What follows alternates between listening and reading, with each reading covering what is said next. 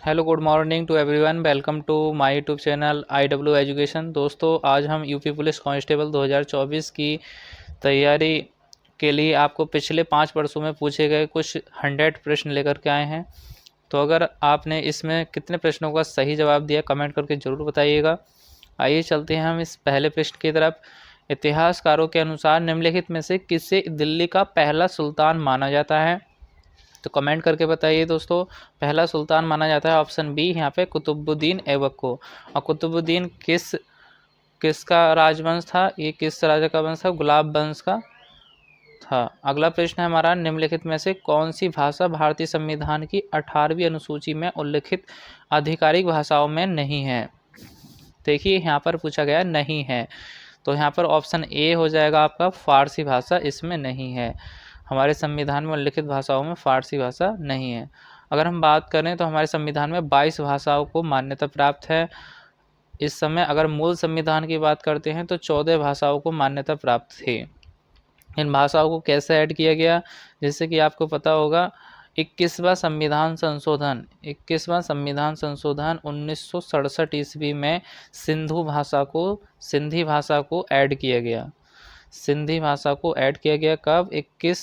21वां संविधान संशोधन 1967 में। और फिर दूसरा संविधान यानी 71वां संविधान संशोधन हुआ 1992 ईस्वी में, जिसमें 3 भाषाओं को जोड़ा गया, कोंकणी और नेपाली और आपका एक हो जाएगा मणिपुरी। तो इसके अंतर्गत 71वां संविधान संशोधन के द्वारा 1992 में 3 भाषाओं को जोड़ा गया, कोंकणी, नेपाली, मणिपुरी। फिर तीसरा संविधान संशोधन होता है इसका 92वां संविधान संशोधन। 92वां संविधान संशोधन कब होता है? ये होता है आपका 2003 के अंदर। 92 अमेंडमेंट होता है आपका 2003 के अंदर, और इसमें आपका जोड़ा जाता है बोडो और आपका डोंगरी, और जोड़ा जाता है आपका मैथिली, और एक आ जाता है आपका संथाली। तो ये 4 भाषाएं इसके अंतर्गत आपकी जोड़ी जाती हैं 92वां संविधान संशोधन के द्वारा। तो ये था आपका, इसे नोट कर लीजिएगा। अगला प्रश्न है, उत्तर प्रदेश के नौटंकी, रामलीला, कजरी, जेता निम्नलिखित में से किससे संबंधित है? तो आप बताइए किससे संबंधित है? लोक नृत्य, शास्त्रीय नृत्य, लोक नृत्य, प्रसिद्ध मेला। तो आपका ऑप्शन ए करेक्ट हो जाएगा, यानी लोक नृत्य से संबंधित है। अगला प्रश्न है, नीलगिरी खाफली भारतीय कृषि अनुसंधान संस्थान द्वारा जारी निम्नलिखित फसलों में से किसकी एक उच्च उपज वाली किस्म है? तो इसमें दोस्तों आप कमेंट करके बताइए किसकी एक उच्च उपज है। ऑप्शन कौन सा करेक्ट होने वाला है यहाँ पर? कमेंट करके बताइए। ऑप्शन ए चावल, ऑप्शन बी चाय, ऑप्शन सी सरसों, ऑप्शन डी गेहूं। तो यहाँ पर आपका जो करेक्ट ऑप्शन है वो गेहूं हो जाएगा, यानी ऑप्शन डी यहाँ पे बिल्कुल राइट होने वाला है। तो जिन बच्चों ने ऑप्शन डी को लगाया बिल्कुल राइट है। तो अगला प्रश्न है, अर्जेंटीना की राजधानी इनमें से कौन सी है? तो अर्जेंटीना की राजधानी बतानी है दोस्तों यहाँ पर। अर्जेंटीना की राजधानी कौन सी है? तो आपका हो जाएगा ब्यूनस आयर्स।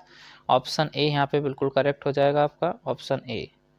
तो अर्जेंटीना की राजधानी आपकी, अगर हम बहरीन, मनामा देश की राजधानी कहाँ पर है? बहरीन की है। और ब्रुसेल्स की राजधानी आपका मेल्किम।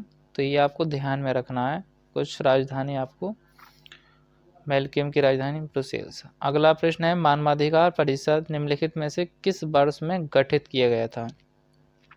प्रश्न नंबर 6, मानवाधिकार परिषद निम्नलिखित में से किस वर्ष गठित किया गया था? ऑप्शन सी यहाँ पे करेक्ट हो जाएगा, 2006 के अंतर्गत मानवाधिकार को गठित किया गया था। संयुक्त राष्ट्र के लिए, मतलब संयुक्त राष्ट्र संघ जिसको हम कहते हैं, मानवाधिकार परिषद। अगला प्रश्न है प्रश्न नंबर 7, प्रसिद्ध पुस्तक द कैलकटा क्रोमोसोम निम्नलिखित में से किस लेखक द्वारा लिखा गया है? तो अमिताभ घोष के द्वारा लिखा गया है। ऑप्शन सी यहाँ पे बिल्कुल राइट हो जाएगा। अगला प्रश्न है, वायुमंडलीय सापेक्ष आर्द्रता को मापने के लिए उपयोग किया जाने वाला उपकरण है? तो option A hydrometer, hygrometer, lactometer, potentiometer. तो यहाँ पर वायुमंडलीय साक्षरता को मापने के लिए आप किस मीटर का यूज करते हैं? आपका ऑप्शन बी यहाँ पे करेक्ट हो जाएगा, यानी हाइग्रोमीटर का यूज करते हैं वायुमंडलीय सापेक्षता को मापने के लिए। अगर हम बात करें हाइड्रोमीटर का यूज कहाँ पर करते हैं, तो हाइड्रोमीटर का यूज किया जाता है जल की घनत्व को मापने के लिए। तो ये कई सारे प्रश्न आपकी परीक्षा में पूछे जाएंगे, महत्वपूर्ण, बहुत मोस्ट इंपॉर्टेंट प्रश्न है दोस्तों। लैक्टोमीटर की अगर बात करते हैं तो दूध की शुद्धता को मापने के लिए हम लैक्टोमीटर का यूज करते हैं, या दूध के घनत्व को मापने के लिए। तो ये कुछ इससे रिलेटेड महत्वपूर्ण प्रश्न थे। अगर आपने सब्सक्राइब नहीं किया चैनल को सब्सक्राइब करें और सेशन को शेयर कर दें अपने दोस्तों के साथ। अगला प्रश्न है, भारत में लासुंग या लोसांग त्यौहार ज़्यादातर हर साल दिसंबर के महीने में मनाया जाता है। यह त्यौहार भारत के किस राज्य का सबसे महत्वपूर्ण त्यौहार है? तो आपको बताना है जो लासुंग या लोसांग त्यौहार है ज़्यादातर हर साल दिसंबर के महीने में मनाया जाता है। ऑप्शन बी यहाँ पे बिल्कुल करेक्ट हो जाएगा, यानी सिक्किम का। अगला प्रश्न है, निम्नलिखित में से कौन से देश संयुक्त राष्ट्र सुरक्षा परिषद की स्थायी सदस्य हैं? देखिए थोड़ा तेज चलना पड़ा, नहीं तो वीडियो बहुत लंबा हो जाएगा। तो यहाँ पे आपका ऑप्शन डी करेक्ट हो जाएगा, संयुक्त राज्य, रूस, यूके, फ्रांस और चीन। देखिए अगर हम बात करते हैं तो संयुक्त राष्ट्र सुरक्षा में 15 सदस्य हैं, जिसमें से 5 सदस्य स्थायी हैं और 10 सदस्य अस्थायी हैं। तो आपको पता होना चाहिए संयुक्त राष्ट्र की सुरक्षा में 15 सदस्य हैं, यानी 15 देश सदस्य हैं, 5 इसमें स्थायी हैं। अगला प्रश्न है, कुतुबुद्दीन ऐबक किस राजवंश का संस्थापक था? जैसे कि अभी मैंने शुरू में बताया, कुतुबुद्दीन ऐबक गुलाम वंश का संस्थापक था। किसका राजवंश का था? गुलाम वंश का। तो ये आपको यहाँ पे ध्यान में रखना है, कुतुबुद्दीन ऐबक राजवंश का संस्थापक था, ध्यान में रखना है। और इसका जो कार्यकाल था 1206 से 1210 तक रहा। अगला प्रश्न है, निम्नलिखित विकल्पों में से कौन मध्य प्रदेश में स्थित यूनेस्को की विश्व धरोहर स्थलों में से एक है? तो खजुराहो स्मारक समूह, हम्पी स्मारक समूह, सांची में बौद्ध स्मारक। तो आपका हम्पी स्मारक समूह हो जाएगा। ऑप्शन बी बिल्कुल राइट होने वाला है दोस्तों। जिन बच्चों का ऑप्शन बी है बिल्कुल राइट हो जाएगा यहाँ पर, तो यहाँ पर नहीं होगा, तो ये आप सही कर लीजिएगा, ध्यान में रखिएगा। तो यहाँ पर आपका हम्पी स्मारक होने वाला है। और बहुत सारे प्रश्न आपकी परीक्षा में पूछे जाएंगे। उत्तर प्रदेश पुलिस की परीक्षा बिल्कुल आपके नज़दीक आ चुकी है, 18 फरवरी को जैसे कि परीक्षा है। तो आप मेहनत कीजिए और डेली प्रैक्टिस सेट लगाइए, क्योंकि बहुत सारे प्रश्न यहाँ से ही बनने वाले हैं। और मेहनत कीजिए, बिल्कुल लापरवाही मत कीजिएगा। इसी के साथ साथ अगला प्रश्न है, निम्नलिखित में से किस दिन को राष्ट्रीय एकता दिवस के रूप में मनाया जाता है? बताइए दोस्तों, राष्ट्रीय एकता दिवस के रूप में किस दिवस को मनाया जाता है?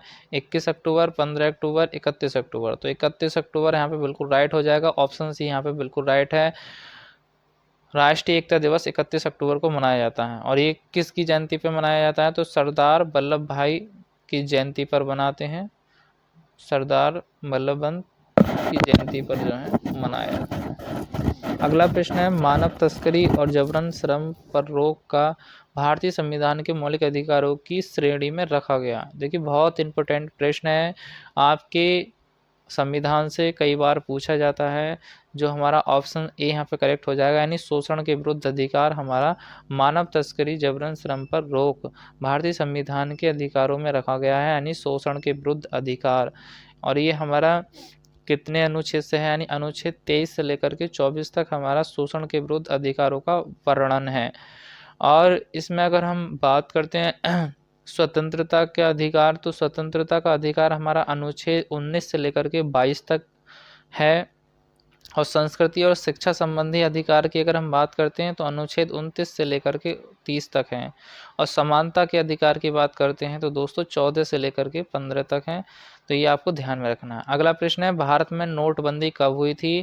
क्योंकि देखो कई आगामी परीक्षाओं में पूछा जाने वाला और पिछले कई वर्षों से पूछा जाने वाला प्रश्न है, ध्यान में रखना है, कमेंट करके बताइए।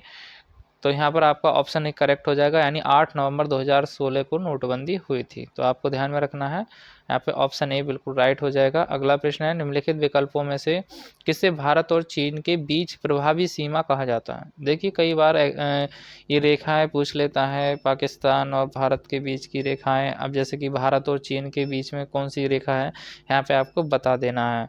तो ये कई सारी रेखाएं होती हैं, इसमें मैक मोहन रेखा, डूरंड रेखा, रेडक्लिफ रेखा, पाक जलड मध्य रेखा। तो यहाँ पे आपका मैकमोहन रेखा हो जाएगा। ऑप्शन ए बिल्कुल राइट हो जाएगा। जिन बच्चों ने ऑप्शन ए को लगाया बिल्कुल राइट है। और देखिए भारत और चीन के बीच जो रेखा है वो मैकमोहन रेखा है। अगर हम बात करते हैं डूरंट रेखा, तो डूरंट रेखा किसके बीच में है? तो डूरंट रेखा आपका अफगानिस्तान और पाकिस्तान के बीच में आपका डूरंट रेखा खींचा गया है। और अगर हम रेड क्लिफ रेखा की अगर बात करते हैं, रेड क्लिफ रेखा किसके बीच में है? तो इंडिया और पाकिस्तान के बीच में हमारी कौन सी रेखा है? रेड क्लिफ रेखा है। तो ये ध्यान में रखना है। और अगर हम बात करते हैं पाक जलद मरुमध्य रेखा, तो ये जो है इंडिया और सिक्किम के बीच में है शायद। निम्नलिखित में से किस देश ने सबसे पहले जीएसटी लागू किया? देखिए बहुत महत्वपूर्ण प्रश्न है। निम्नलिखित में से किस देश ने सबसे पहले जीएसटी लागू किया था? तो यहाँ पे जीएसटी आपको बता देना है। तो ऑप्शन ए डी यहाँ पे करेक्ट हो जाएगा। फ्रांस ने जीएसटी को लागू किया था सबसे पहले। कब किया था? 1954 में किया था भारत के अंदर। और जीएसटी के 5 स्लैब होते हैं, 0%, 5%, 12%, 18% और 28%। तो पता होना चाहिए जीएसटी के टोटल कितने स्लैब हैं? 5 स्लैब हैं। और कितने प्रकार से जीएसटी को लगाया जा सकता है? तो 4 प्रकार से जीएसटी को लगाया जाता है। आईजीएसटी, एसजीएसटी, सीजीएसटी और यूटीजीएसटी। ध्यान में रखेंगे जीएसटी के टाइप कितने होते हैं? 4 टाइप होते हैं। ये बहुत इंपॉर्टेंट प्रश्न है, एग्जाम में कई बार आपसे पूछे जाते हैं। और जीएसटी को भारत में लागू कब किया गया? 1 जुलाई 2017 को पूरे भारत में जीएसटी को लागू किया गया। ध्यान में रखेंगे। इसी के साथ साथ बहुत सारे क्वेश्चन आपसे जीएसटी से संबंधित पूछेगा। जीएसटी का पूर्ण रूप होता है गुड्स एंड सर्विस टैक्स, यानी सामान व सेवाओं पर लगने वाला कर। भारत में सबसे पहले आपका असम राज्य से शुरुआत की गई थी, जीएसटी यानी लागू हुई थी असम में। अगला प्रश्न है प्रधानमंत्री सहित मंत्रिमंडल में मंत्रियों की कुल संख्या लोकसभा के सदस्यों के कुल संख्या से अधिक नहीं हो सकती। तो कितना नहीं हो सकती? Option A, option B, option C, option D.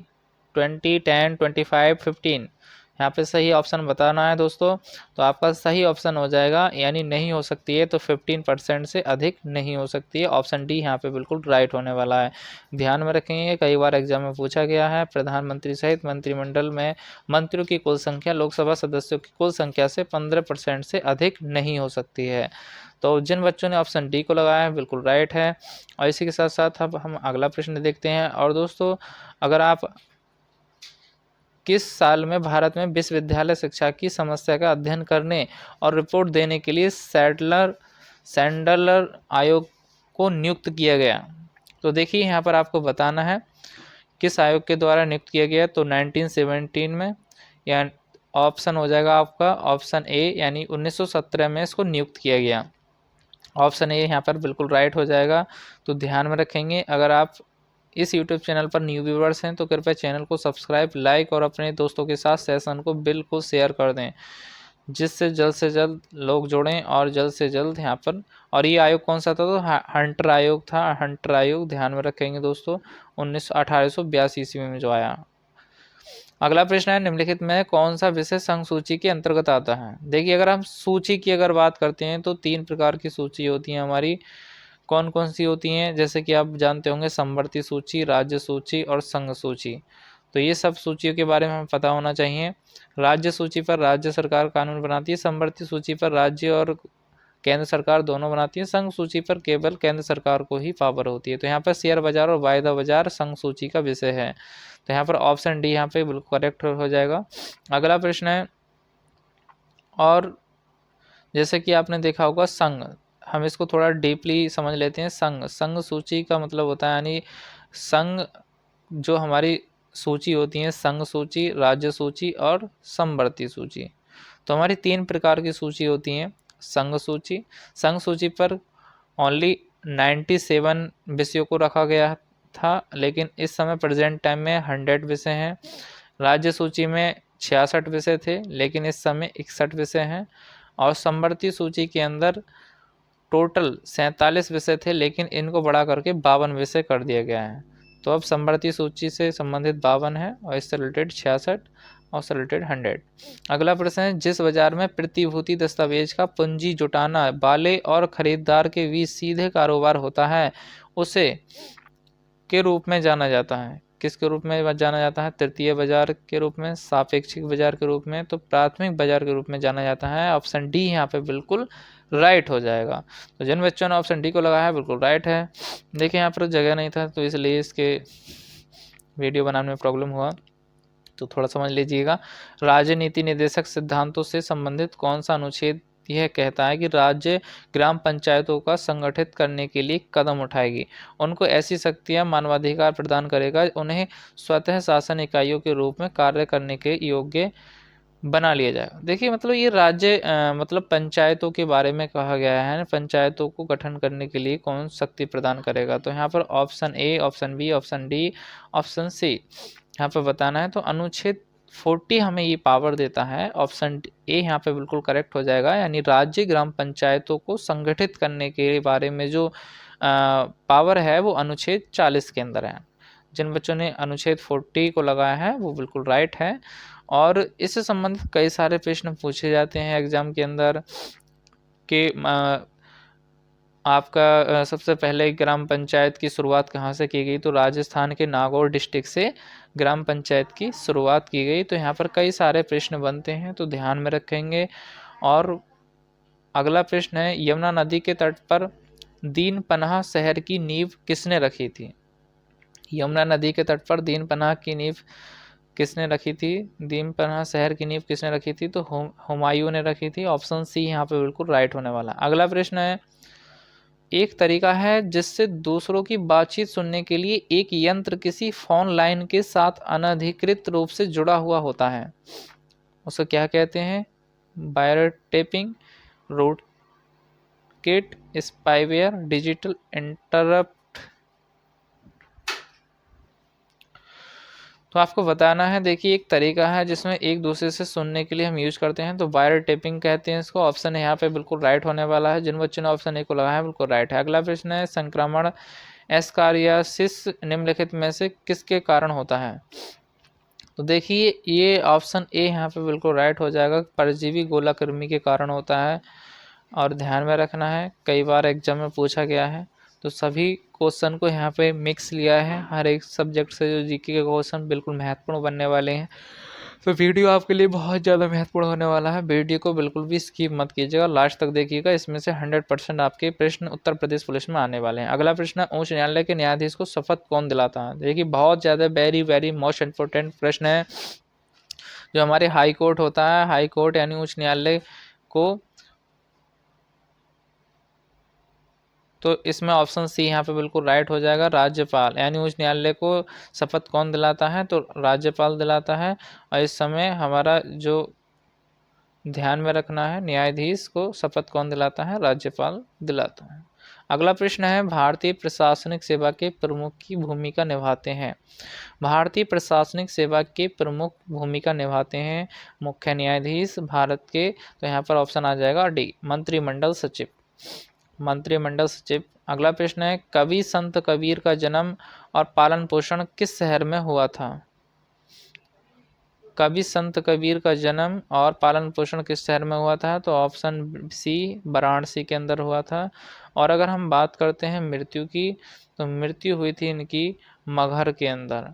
तो ध्यान में रखेंगे, मगहर, जन्म और मृत्यु। अगला प्रश्न है, लखनऊ घराने की नींव उस्ताद द्वारा रखी गई थी? लखनऊ घराने की नींव किसके द्वारा रखी गई थी? तो यहाँ पे आपको कमेंट करके जल्द से जल्द बताना है। तो यहाँ पर उस्ताद बख्शू खान के द्वारा लखनऊ घराने की नींव रखी गई थी। अगला प्रश्न है, विश्व स्वास्थ्य दिवस किस दिन मनाया जाता है? बहुत वेरी मोस्ट इम्पोर्टेंट प्रश्न है। विश्व स्वास्थ्य दिवस 7 अप्रैल को मनाया जाता है। कई बार एग्जाम में पूछा गया है, आगामी परीक्षा में कई बार चांसेस हैं कि पूछा जाएगा, तो ध्यान में रखेंगे इन प्रश्नों को। जो महत्वपूर्ण प्रश्न है, विश्व स्वास्थ्य दिवस आपका 7 अप्रैल को मनाया जाता है। और जो हमारा स्वास्थ्य दिवस की अगर हम बात करते हैं तो WHO के अंतर्गत आता है। WHO क्या होता है? World health organisation.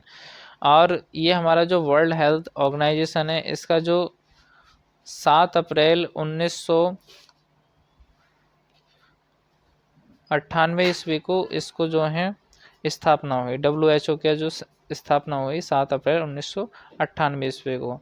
WHO को का मतलब होता है वर्ल्ड हेल्थ ऑर्गेनाइजेशन। इसका जो हेडक्वार्टर है वो जेनेवा के अंदर है, अमेरिका। नियॉन लैंप का आविष्कार किसके द्वारा किया गया था? नियॉन लैंप का आविष्कार किसके द्वारा किया गया था, बताना है दोस्तों। William Cullen, Martin Kapoor, Georges Claude के द्वारा नियॉन लैंप का आविष्कार किया गया था, तो ध्यान में रखेंगे। और कई बार पूछ लेता है सैमुअल कोल्ट का, तो सैमुअल कोल्ट रेगुलर थे, रेगुलर, ये ध्यान में रखेंगे। मार्टिन कपूर की अगर हम बात करते हैं तो मार्टिन कपूर थे आपके मोबाइल का आविष्कार किसने किया? मार्टिन कपूर ने किया। मोबाइल फ़ोन का आविष्कार मार्टिन कपूर ने किया। अगला प्रश्न है, अंडमान और निकोबार द्वीप समूह पर स्थित इंदिरा पॉइंट निम्नलिखित में से किस देश के निकटतम है? देखिए, जो हमारा अंडमान निकोबार द्वीप समूह है वो इंडोनेशिया के इंदिरा पॉइंट पर स्थित है। अगला प्रश्न है, राष्ट्रीय उद्यान में सबसे अधिक एक सींग वाले गौंडे पाए जाते हैं? Jim Corbett, Ranthambore, Kaziranga, Bandipur. तो दोस्तों कमेंट करके बताइए ऑप्शन कौन सा यहाँ पे बिल्कुल राइट होने वाला है। तो काजीरंगा के अंतर्गत पाए जाते हैं। ऑप्शन सी यहाँ पे बिल्कुल राइट हो जाएगा। काजीरंगा कहाँ पड़ता है? तो ये असम के अंदर पड़ता है। ध्यान में रखेंगे, कई बार एग्जाम में पूछ लेता है। और ये हमारा जिम कॉर्बेट है, जिम कॉर्बेट है, ये हमारा नेशनल पार्क है।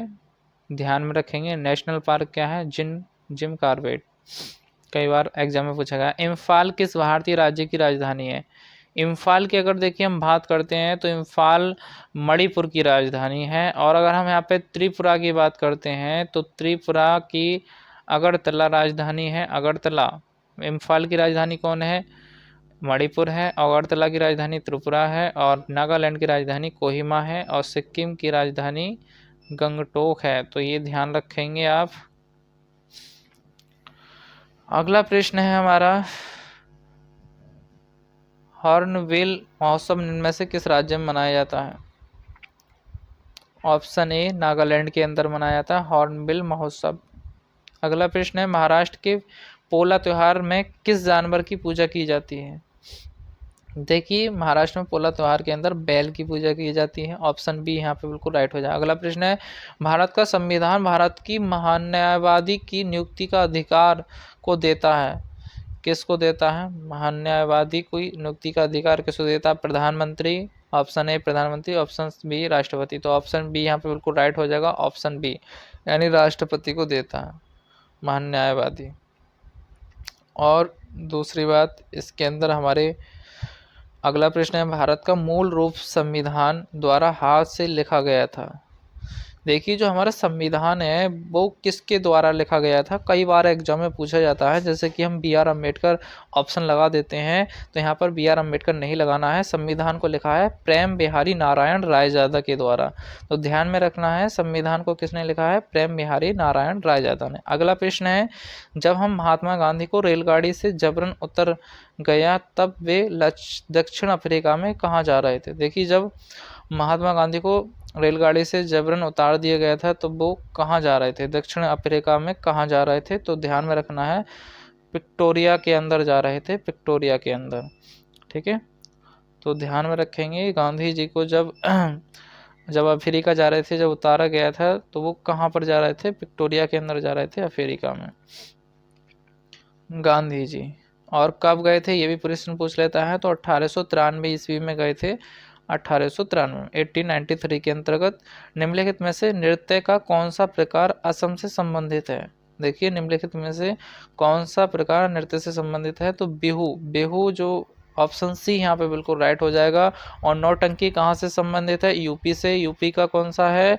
यूपी का नौटंकी। कथकली कहाँ का है? केरल का है। और गरबा कहाँ का है? गुजरात का है। तो ये ध्यान रखेंगे, कई बार एग्जाम पूछा गया। अगला प्रश्न है, मौर्य वंश की स्थापना मगध से हुई थी जो वर्तमान में के नाम से जाना जाता है? तो मौर्य वंश की स्थापना जो वर्तमान में कहाँ पर हुई थी? आपका बिहार। ऑप्शन सी यहाँ पे बिल्कुल राइट होने वाला, बिहार के नाम से जाना जाता है। मौर्य वंश की स्थापना कहाँ पर थी? बिहार। अगला प्रश्न है, भारत निम्न में से किस संगठन का सदस्य नहीं है? देखिए ये पूछा गया भारत में से निम्न में से किसका संगठन का सदस्य नहीं है, तो दक्षिण पूर्वी एशियाई राष्ट्र का संगठन का सदस्य नहीं है। तो ऑप्शन ये यहाँ पे बिल्कुल राइट हो जाएगा। और ये कब बना है, 1967 के अंतर्गत बना है ये संगठन। अगला प्रश्न है CaSO4.2H2O का रासायनिक सूत्र है। तो इस जो सूत्र है इसका रासायनिक सूत्र क्या है यहाँ पर बताना है। एप्सम नमक, जिप्सम, गंधक, क्वार्टज। सही ऑप्शन कमेंट करके बताइए दोस्तों क्या हो जाएगा यहाँ पर। तो यहाँ पर आपका हो जाएगा ऑप्शन बी, जिप्सम को ये कोड होता है इसका, ये सूत्र है हमारा CaSO4। अगला प्रश्न है मदन मोहन मालवीय प्रौद्योगिकी विश्वविद्यालय स्थित है। मदन मोहन मालवीय प्रौद्योगिकी विश्वविद्यालय कहाँ पर स्थित है, गोरखपुर, हस्तिनापुर, आजमगढ़, मऊ। तो आपका हो जाएगा गोरखपुर, ऑप्शन ए यहाँ पे बिल्कुल राइट है। अगला प्रश्न है उत्तर प्रदेश पुलिस के चिन्ह में कौन सा जानवर चित्र है। तो देखिए उत्तर प्रदेश पुलिस की अगर आप वैकेंसी की तैयारी कर रहे हैं और आप उत्तर प्रदेश पुलिस के चिन्ह के बारे में नहीं पता हो, ये तो बिल्कुल गलत बात है। तो आपको ध्यान में रखना है मछली का चिन्ह है। कितनी मछलियां हैं, मछली का चिन्ह है उत्तर प्रदेश चिन्ह। अगला प्रश्न है उत्तर प्रदेश लोकसभा में सीटों का योगदान करता है। उत्तर प्रदेश लोकसभा में सीटों का योगदान करता है, कितनी सीटें होती हैं, तो आपको बताना है उत्तर प्रदेश के अंदर कितनी सीटें हैं, लोकसभा की कितनी सीटें हैं, तो 80 सीटों का योगदान करता है। अगला प्रश्न है भारत और पाकिस्तान के बीच किस वर्ष शिमला समझौता पर हस्ताक्षर किए गए थे। देखिए जो हमारा भारत और पाकिस्तान के बीच शिमला समझौता हुआ था उसमें 1972 पर हस्ताक्षर किए गए थे। ऑप्शन बी यहाँ पे बिल्कुल राइट होने वाला है। जिन बच्चों ने ऑप्शन बी को लगाया बिल्कुल राइट है। अगला प्रश्न है 2018 में किस शहर में नाबार्ड में जलवायु परिवर्तन केंद्र स्थापित किया गया है। तो नाबार्ड में जलवायु परिवर्तन केंद्र स्थापित किया गया है। तो 2018 की अगर ये बात कर रहा है तो आपको यहाँ पर कमेंट करके बताना है। आपका ऑप्शन डी यहाँ पे बिल्कुल करेक्ट हो जाएगा, यानी लखनऊ के अंदर ये किया गया है। और इसके अंदर 22 जुलाई को 1982 को किया गया है। तो कई बार एग्जाम में पूछ लेगा, ध्यान में रखना है। अगला प्रश्न है खून में कुछ कोशिकाओं की उपस्थिति के कारण रक्त के थक्के गठन का होता है, उन कोशिकाओं को क्या कहा जाता है। तो यहाँ पे बताना है दोस्तों कमेंट करके। तो थाइमोसाइट्स कहा जाता है। इसमें हमने 49 क्वेश्चंस को एक्सप्लेन किया है। अगला प्रश्न है जीवित प्राणियों में निषेचन के दौरान नर और मादा गैमेट का संलयन एक कोशिका बनाने के लिए होता है, उसे क्या कहते हैं। तो यहाँ पे कमेंट करके बताइए क्या कहते हैं। युग्मनज, भूषण, डिम्बू। तो युग्मनज कहा जाता है, युग्मनज कहा जाता है। ऑप्शन ए यहाँ पे बिल्कुल राइट हो जाएगा।